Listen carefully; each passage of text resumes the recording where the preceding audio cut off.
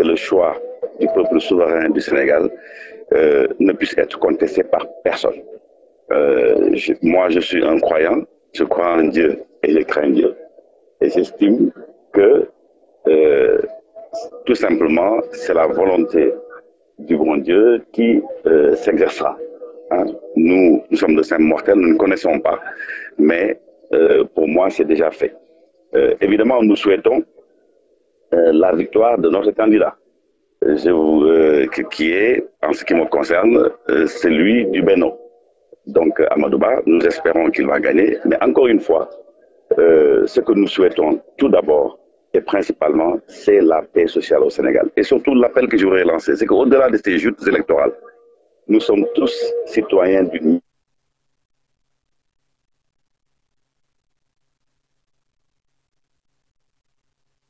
pensons pour l'intérêt du Sénégal. Quel que soit d'ailleurs celui qui va gagner, je pense qu'il est important d'associer toutes les forces sociales et toutes les forces vives de la nation à l'exercice du pouvoir. Ça me semble extrêmement important. Il faut renforcer la paix sociale, il faut renforcer la cohésion nationale. Et nous, c'est l'appel que nous lançons. Nous pouvons être des adversaires un moment, c'est le temps des joutes politiques, mais au-delà de ça, nous sommes d'abord des frères et des sœurs unis par le même idéal d'appartenance à une même nation. Et je pense que c'est ça qu'il convient, n'est-ce pas, de mettre en avant. D'un côté comme de l'autre, en tout cas moi personnellement, je n'ai pas d'ennemis, je n'en ai aucun. Au contraire, à travers nos appartenances les uns et les autres, nous avons des rapports fraternels et amicaux. Il faut que ce soit ces rapports qui soient préversés dans l'intérêt du pays. Nous sommes dans une sous-région qui est traversée par des troubles que vous connaissez. Donc le Sénégal a besoin de rester uni. Et je pense que nous avons suffisamment de capacité de résilience pour que cela demeure. C'est encore une fois l'idéal, n'est-ce pas, la conscience d'appartenir à une même nation et la certitude que notre destin est lié quoi qu'il arrive. Moi, vraiment, c'est ce message de paix que je voulais lancer à tout le monde, à toutes les composantes politiques de la nation. Et je suis sûr que cet appel est partagé, n'est-ce pas, par l'ensemble des forces sociales du pays. Est-ce que peut-être vous êtes optimiste parce qu'à 12 heures déjà, selon la préfecture, on est à 23% ici à Podor? Oui, vous savez, au Sénégal, voyez-vous, moi-même je suis venu voter à 13h30. Comme la campagne, s'est arrêtée vendredi à minuit, mais que les gens ont tendance à se coucher tard, je pense qu'à partir de l'après-midi, il y aura également des gens qui vont venir voter. Et je pense qu'également des dispositions sont prises par les différents états-majors pour pousser leurs militants à venir voter. Donc je pense que cette taux, à mon avis, va évoluer tout au long de la journée. Mais vous voyez, ce qu'il faut noter, c'est le calme qui règne à Podor. Il n'y a vraiment pas de problème. Et j'insiste sur le fait que franchement, en ce qui nous concerne, nous, en tout cas en ce qui me concerne, moi, je n'ai pas d'ennemis ici à Podor. Je n'ai que des frères et des sœurs. Nous pouvons avoir des divergences politiques, nous pouvons avoir des appartenances politiques différentes, mais vraiment pas au point que cela puisse engendrer de la haine ni de la violence. Donc, je me félicite de ça et vraiment, j'invite le vainqueur, je veux dire encore une fois, comme le vaincu, à se donner la main, n'est-ce pas? C'est en fait, il n'y a même pas de vaincu parce que c'est le peuple sénégalais qui gagne. Et je souhaite que, quelle que soit l'issue, que les élections ne puissent faire l'objet d'aucune contestation et que ce soit accepté conformément, comme je l'ai dit tantôt, à la volonté de Dieu. Voilà. Moi, vraiment, c'est un message d'apaisement que je voulais lancer. Je me félicite qu'ici à Podor, dont je suis le maire, que cet état d'esprit demeure et vraiment soit le socle sur lequel reposent nos valeurs les plus profondes. C'est ces valeurs de paix, c'est ces valeurs d'entente cordiale qui nous animent nous tous ici au Fouta, dans ce département important qu'est le département de Podor, parce que vous n'ignorez pas que le département de Podor fait les 2/3 de la région de Saint-Louis. Pour ceux qui l'avaient oublié, je le leur rappelle. Donc, c'est pour ça d'ailleurs que nous militons d'ailleurs pour avoir, et nous espérons l'avoir un jour, la région de Podor. Parce que quand on fait les 2/3 d'une région, c'est normal qu'on ait, n'est-ce pas, ce type, n'est-ce pas, d'ambition. Voilà vraiment mon impression du moment. Et comme vous l'avez dit, le taux, s'il est effectivement de 23%, il me paraît quand même assez faible. Alors qu'il est déjà presque 14 heures. Et donc, je pense qu'il faut, les gens m'entendent, je crois qu'on va inciter les gens à ne pas attendre le dernier moment, comme c'est souvent le cas, pour venir voter. En tout cas, moi, je m'inscris comme messager de la paix sociale. Parce que vous savez, au-delà de ma casquette de maire, vous connaissez le rôle que je joue dans le secteur privé national, n'est-ce pas? Parce que pour nous, l'entreprise ne peut pas se développer sans paix sociale. Donc ça, c'est extrêmement important. C'est valable pour vous, d'ailleurs, de la presse. C'est valable pour nous, parce qu'en fait, nous sommes tous dans le même secteur. Voilà, c'est le secteur privé. Et donc, je pense qu'il est important pour nous de sauvegarder cette cohésion sociale, malgré toutes les périspéties qu'il y a eu. Aujourd'hui, cette élection a le mérite d'avoir lieu. Le Sénégal donne encore un exemple de démocratie avancée. Le Sénégal réaffirme encore une fois son rôle, son leadership, n'est-ce pas, dans le concert des grandes nations, surtout africaines. Et nous donnons l'exemple à tous. Donc, je crois que ça aussi, il faut s'en féliciter. Voilà vraiment ce que je voulais dire, n'est-ce pas? Et on attend donc, comme tout le monde, ce soir pour avoir les premières tendances, en sachant évidemment que les résultats ne pourraient être donnés provisoire que par la Cour suprême, la Cour d'appel de Dakar plutôt. Et donc, nous sommes tous dans l'attente de ça, évidemment en espérant que nous allons gagner. Voilà, parce que sinon, voilà. C'est le maire ginnaaw bi nga wootee ba pare tey jii lan nga mën a dégg peuple sénégalais rawatina nag ñu fekk ni ñoo yeewoo fii ci Podor.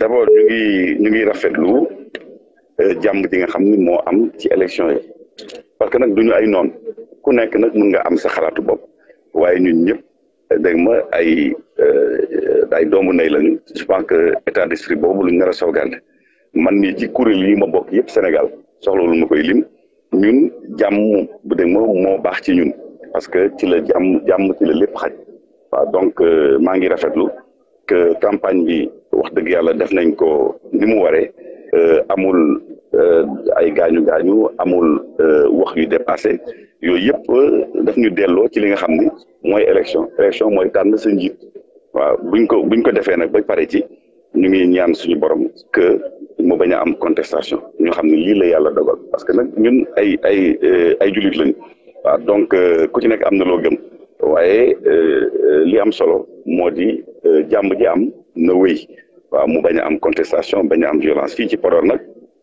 gis ngeen ni dara yëngatuwu fi ku nekk jóg nga dem voté ji normalement taux bi gaa dégg ma ñu ngi am yaakaar ni que ci ngoon gi dina gën a yokk waaye en tout cas ñun message bi nga xam ni moom lu ñu woote mooy jàmm ji nga xam ne moom moo am ba léegi yàlla na wéy ku gagné ñu xam ni yàlla loolu la dogal waaw loolu daal ñun lu ñu amoon lu ñu ci wax encore une fois du ñu tàyyi di ko wax di ci rafetlu parce que encore une fois damay insister sur le fait que ñun ay doomu ndey lañu te loolu état d'esprit boobu yàlla def na ñoo dëkkandoo Sénégal gi ñoom ñoo ko bokk yàlla na ñu yàlla tànnal ki nga xam ni wax dëgg yàlla moom mooy ci Sénégal te moo gën ci suñu koom-koomu réew ak lu ne man daal loolu laay ñaan di itam évidemment comme ni ma leen ko waxee maa ngi ñaan suñu candidat itam Amadou Ba mu gagné loolu ci ndogalu yàlla la nekk mais am nañ ci yaakaar parce que buñ ci amul woon yaakaar duñu fi nekk di campagne ba waxtu bi mais nag bëgg-bëgg am na waaye li suñu borom di dogal itam ñu nangu ko ëllëg mu mun ci demee donc daal ñu ngi dundee yaakaar waaw ni suñu candidat dina gagné et surtout jàmm bi dina sax léegi moom comme ni ñu ko commencé ñu terminé ko ci jàmm ak salaam. jërëjëf mbokk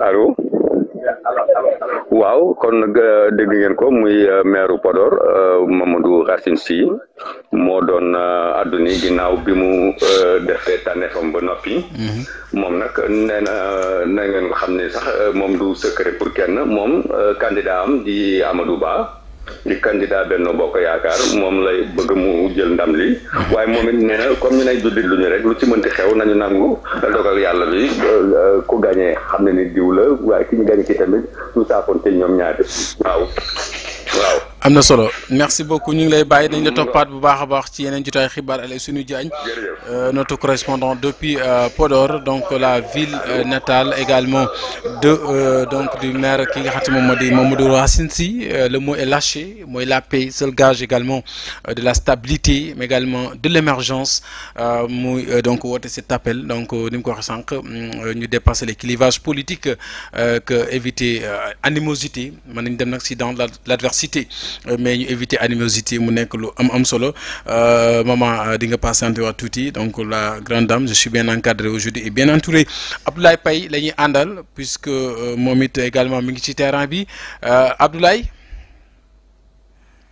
Abdoulaye Paye bu fekkente ne yem rek incha allah dañ ko jël ci terrain bi Abdoulaye Paye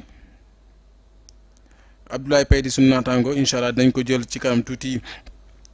dinañ jëli aussi ki nga xamante moo di Anta Babacar Ngom je rappelle que ne mi ngi war a voter école Ngalandou Diouf ci Mermoz fii ci Dakar donc pour revenir un peu ci li nga xamante moom moo di en mode fast track ci ñi nga xamante moo di les candidats ak fii wax naa sànq Dakar il y a 5 candidats yu fi voté Amadou Ba bureau 6 centre des HLM Grand Médine Parcelles Assainies la Dakar Khalifa Ababacar Sall bureau 6 école Grand Yoff 2 Grand Yoff Dakar bureau kii di Boubacar Camara bureau 1 école HLM Patte d'Oie ci Grand Yoff la ba tey Aline Mamadou Dia bureau 7 école Mamadou Diagne Wakam la fii ci Dakar Mamadou Lamine Diallo école Bamba Mahane Diop zone B Dakar y a également Anta Babacar Ngom école Ngalandou Diouf Mermoz fii ci Dakar Daouda Ndiaye école Guinaw Rail Nord Pikine El Hadji Malick Gakou école 16 Sam Notaire Guédiawaye Idrissa Seck également école Malick Kayré ca Thiès donc Thierno Alassane Sall école El Hadji Ali Ba ca Thiès Ouest ñu dem kon Abdoulaye Paye asalaamaaleykum. Et là nous sommes avec le maire des HLM monsieur Moustapha Diop ici dans son centre de vote école Aïdina Fall moom nag mi ngi voté. C'est important. numéro 9. Monsieur le maire depuis ce matin annoncé woon nañ ñëwam depuis 12 heures. Mais actuellement mi ngi nii gis nañ tax. lu raar loo xam ne duñ koy far di sotti dañu gis ne dafa topp rang bi def que bi ñu jël ay impression rek monsieur le maire tey mu nekk élection boo xam ne sa parti wala sa candidat bokk na d'abord de commune mais aussi nañ ñëw li nga xam ne nag moom ngeen di def. Merci beaucoup Abdoulaye tey jii dañoo ñëwoon accomplir di voter si mooy si commune il fallait voter et ce matin après xëdd on a fait le tour pour constater que ne vraiment mooy wax mu doon loo xam ne vraiment de vote bi dafa am solo c'est un vote historique et waa c'est moom vraiment génn nañ loolu daal lañ constaté loolu lañ constaté que monsieur le maire gis nañ ne yéen defoon ngeen campagne bu woon bii nii ñëw na bokk mën nañ xool déjà seen état d'esprit ak si ban monde ngeen toll tey jii par rapport ak li nga xam ne moom moo di élection yi en attendant li nga xam ne moom moo di résultat yi avoir des résultats.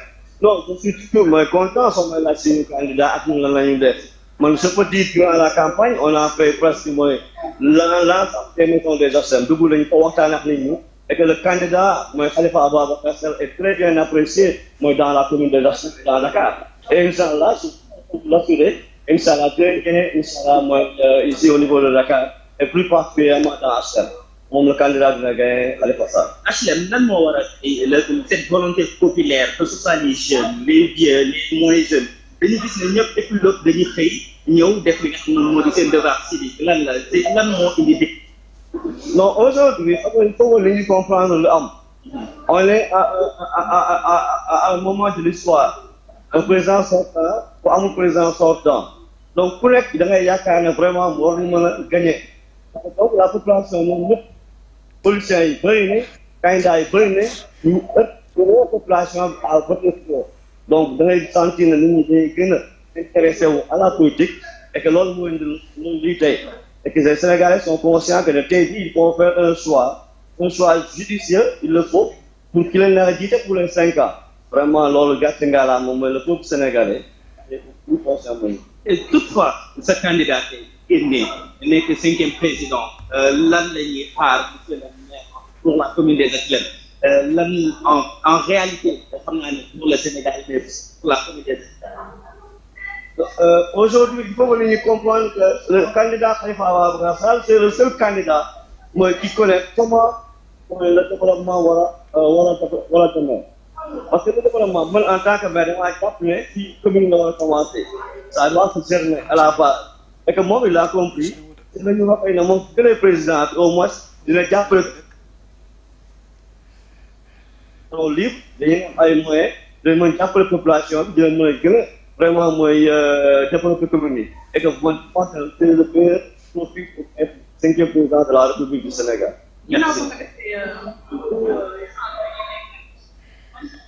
Oui, allô? Oui, allô? Voilà, c'était monsieur le maire de HLM, monsieur Moustapha Diop, à l'instant, mu nekk na ki nga xam ne moom moo di Amina Fall. Bureau numéro 9 lay defee li nga xam ne moom moo di devoir civique am.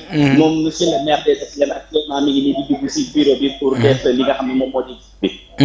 am na solo mais calme moo am foofu aussi amul benn incident amul dara au niveau des HLM. Abdoulaye. ma ne amul benn incident amul dara jafe-jafe au niveau des HLM le vote se passe donc au calme quoi dans le calme.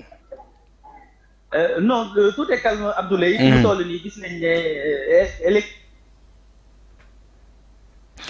Abdoulaye xam naa ne. xaw a féex manqué na tuuti nit ñi. bureau yi bidd na da ngay ñëw rek doo rang du yàgg. nga def li nga xam ne moom moo di sa devoir civique.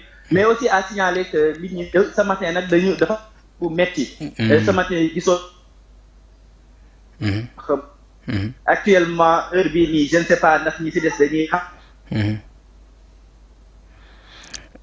ñoom dañu voté ba pare. mais daal gis nañ ne nit ñi population bi ñi ngi voté wu bu baax a baax. c'est important mais aussi gis nañ la présence de la presse bi nga xam ne ñi ngi def benn liggéey bu extraordinaire. mu nekk la presse nationale mais aussi la presse internationale ñoom ñëpp gis nañ journalistes yi. nit ñi ñëw di relayer li nga xam ne moom mooy xew ci centre de vote yëpp rawatina fi nga xam ne moom moo di commune des HLM. am na solo merci beaucoup Abdoulaye Paye dañ la bàyyi en repérage ci kanam ñu jëliwaat la. jërëjëf di ko jaajëf bu baax maman ma dellusiwaat ci yow le temps que ñuy jëlaat yeneen réaction sur le terrain avec nos reporters déployés sur le terrain di lu am solo mu mel ne fi nekk nii c'est très tôt de dire quand même il y a pas d'affluence parce que aussi Sénégal d'habitude li ñu gën a xam mooy que les gens moom d'habitude ngoon si dañ di gën di voté xaw ma nag ren ji ak ngoon jëndik mburu meeg yu ni mel tàngal café gi. déjà di rafetlu le discours de monsieur Racine. oui c'est un discours fédérateur oui. Sénégalais yëpp ngay bokk jiite. et tey boo bokkee jiite ñëpp ak ku si nekk fu mu mënti far du tey il faut un truc fédérateur. nga xamante ni ñëpp ku si nekk compétence yi nga am si sa domaine. nga mën ko mettre justement au service de la nation et ça c'est important. waaw ñi ngi wax 23% à Podor déjà. de ñoo xamante ni voté nañu bon tuutiwul bu ñu xoolee parce que c'est vrai que dañoo jàppoon ne comme weeru koor la ñëpp dañuy xëdd rek dem voté ji. bon man de noonu laay def. mais aussi peut-être que surtout jeunes yi am na ñoo xam ne peut-être dañuy pare tëddaat tuuti di xaar mu xaw a naaj. bu doon vote bi dañ ko ubbi heure xëdd 6 heures mais boo xëddee 6 heures. boo tëddaatee booy tëddaat da ngay biddanti. voilà donc mi ngi noonu alors beneen mbir aussi mooy c'est vrai que ne bureau de vote yu si ëpp dafa mel ni 8 heures lañ commencé. donc peut-être mën nañoo njort que ñu bañ a pousse trop li nga xamante ne mooy heure de fermeture yi. mais ça dépendra si yenn zones yi nga xamante ne peut-être ñu ngi wax que ne am na détails yu fa am xam nga wala parfois am na si yoo xam ne ñu ngi doon signaler que ne am na bulletin yoo xam ne yéex na fa yegg si ainsi de suite. peut-être loolu mën na nekk loo xamante ne mën na. favoriser ñu pousse li nga xamante ne moom mooy heure bi nga xamante ne moom lañ prévoir pour la. ñu jëli sa benn mbokk. kan la ñuy jëli bi pas. kan la ñuy jëli bi pas. kan élection yi kat moo ci. Anta Babacar la ñu dem jëlee Anta Babacar jëlee.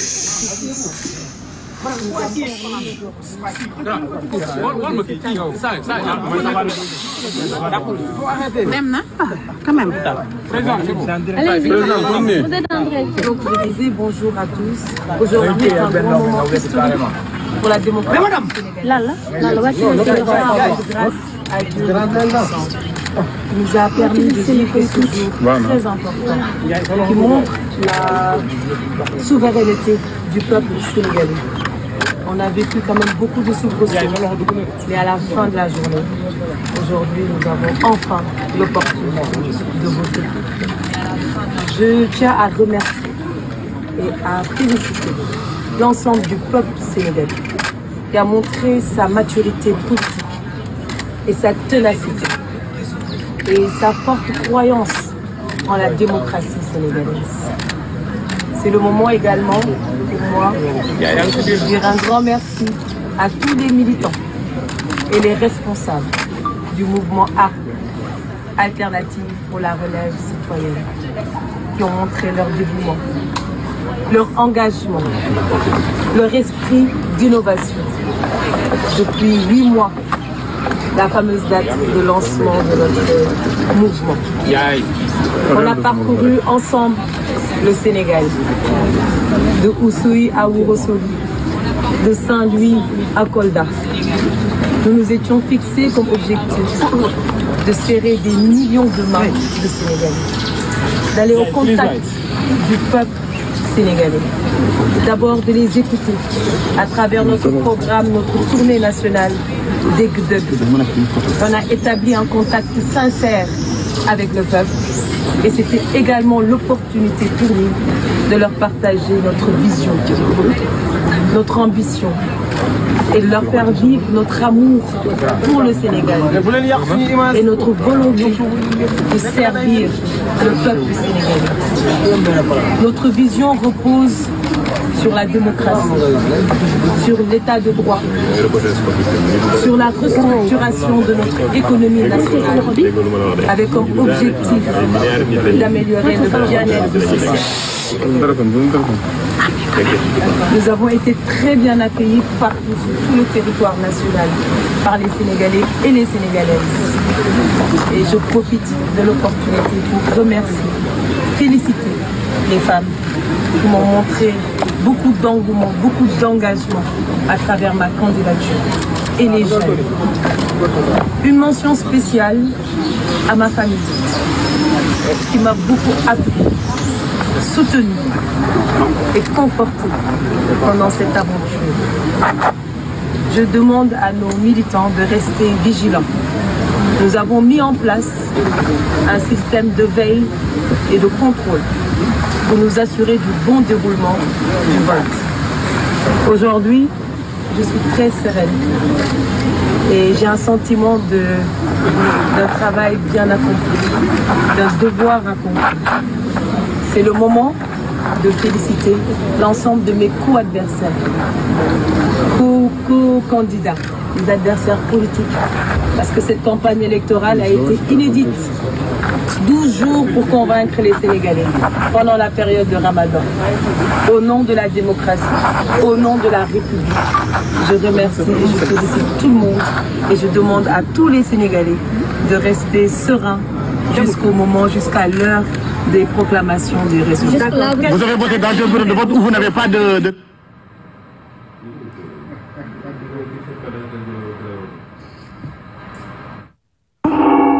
aywa mu nekkoon Anta Babacar Ngom.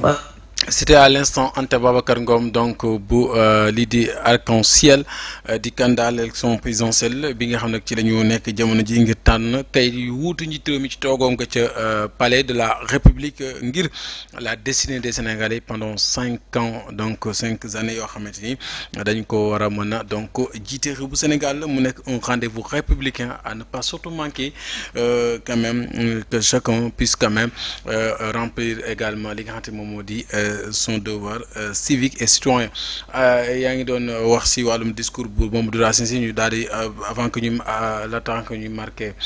laata ñuy marqué benn pause c'est un discours fédérateur un discours vraiment responsable parce que li mu waxee awma noonu donc maanaam même bu dee sax am na ko ko noonu mais moom xoolul ci kooku bëtub noonu donc loolu mooy le Sénégal parce que jàpp ne la stabilité ak la cohésion sociale waruñ ko mettre vraiment en jeu waruñu ko vraiment jaxase muy lu am solo loo xam ne kenn ku ci nekk war a mën a inspiré wu à ce discours c'est un discours inspirant. alors xam nga ça à chaque fois bu ñuy waajal élection ay nit ñuy jongante la c'est comme dans le monde de la lutte ainsi de suite le monde du sport d'une manière générale ay nit ñuy jongante la donc bu ñuy jongante aussi ku si nekk da ngay xëcc mbàjj bi si sa kaw parce que da ngay bëgg gagner mais après bu ñu dépassé loolu on reste des citoyens on reste des Sénégalais on reste ensemble déer wax na ko sax amul vaincu parce que ñëpp ay Sénégalais donc dañuy bokkaat continuer bokk dëkk bi donc tey képp koo xamante ne tey ji au soir de ce 24 mars moom mooy gagné wala moo xam na mit ndax dañuy dem deuxième tour ndax mën naa nekk aussi mais l'essentiel mooy ki nga xamante ne moo nar a nekk 5e président de la République du Sénégal bu ñu ko xasee ba fal aussi que ça soit qu'il soit un président fédérateur boo xamante ne dafay mën a jël Sénégalais bu si nekk wala ñi nga xamante ne aussi ràññee nañ leen si kii politique bi si terrain politique bi ku si nekk fi nga xamante ne fa nga mënee war na laa mën a xëcc nga am sa apport aussi boo xamante ne da koy def Sénégal te loolu c'est un discours boo xamante ne c'est hyper important que ñu bàyyi sa xel. muy lu am solo loo xamante ni kon lu mat a bàyyi xel ba moom xanaa dañuy jaar di marqué benn pause.